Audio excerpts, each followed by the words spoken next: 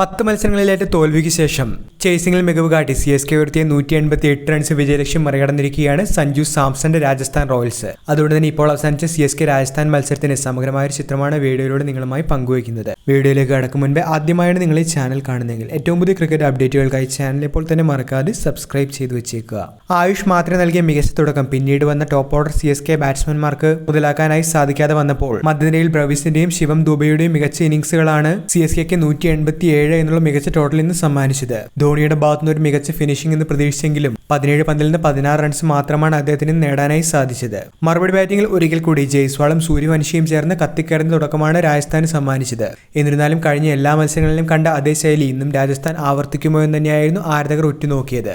മികച്ച തുടക്കം നേടിയെടുത്തിട്ടും വിജയലക്ഷ്യത്തിന് തൊട്ടരികെ തോറ്റുപോകുന്ന രാജസ്ഥാൻ റോയൽസിൽ നിന്നും ഇന്ന് ടീമിന്റെ രക്ഷകനായി സഞ്ജു സാംസണും ധ്രുവ് ജുറലും എത്തിയപ്പോൾ CSKയുടെ 188 റൺസ് വിജയലക്ഷ്യം 17.1 ഓവറിൽ രാജസ്ഥാൻ മറികടക്കുകയായിരുന്നു.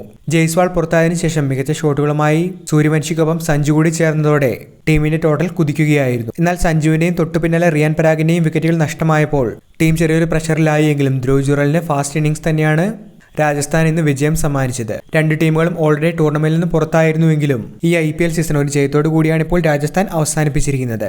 CSKക്ക് ഒരു മത്സരം കൂടി അവശേഷിക്കുന്നുണ്ട്. വീഡിയോ അവസാനിക്കുന്നു. പുതിയ ക്രിക്കറ്റ് അപ്ഡേറ്റുകൾക്കായി ചാനൽ ഇപ്പോൾ തന്നെ മറക്കാതെ സബ്സ്ക്രൈബ് ചെയ്തു വെച്ചേക്കുക.